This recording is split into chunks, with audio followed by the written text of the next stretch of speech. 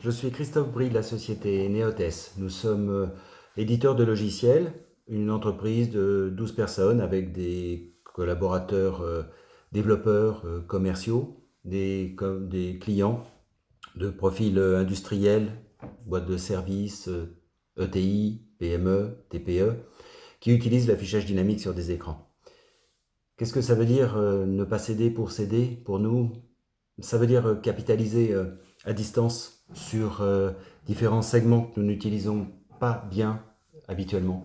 L'activité sur le web, par exemple, avec LinkedIn, des posts hebdomadaires sur notre activité ou celle de nos clients, des victoires, des développements et autres. L'ajout de cas clients sur notre site internet aussi.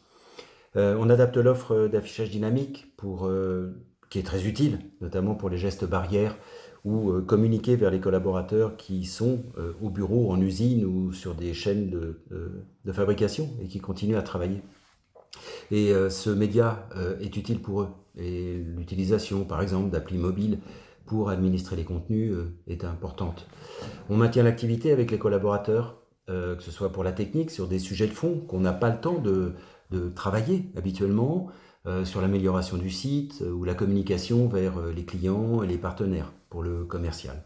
Et puis on en profite aussi pour organiser des formations à distance pour nos collaborateurs.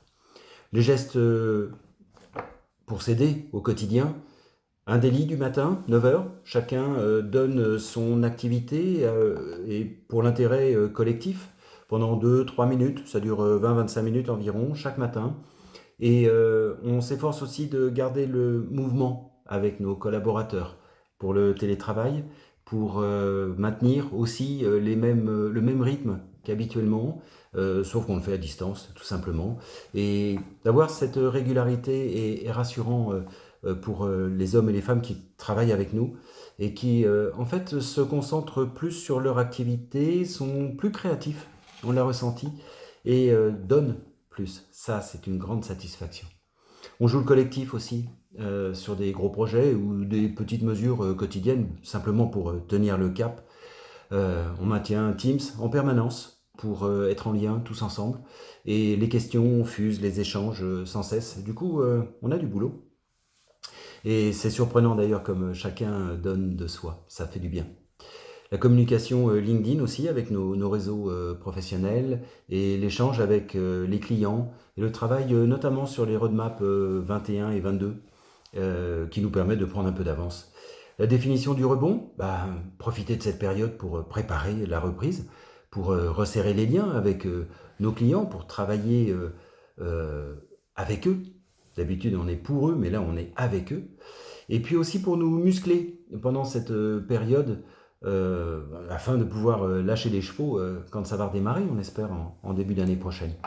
Puis à l'échelle de la vie d'une entreprise ou d'une carrière, après tout, cet épiphénomène qui est grave, qui paraît long et qui est long, des semaines et des mois, mais en fait c'est un petit point.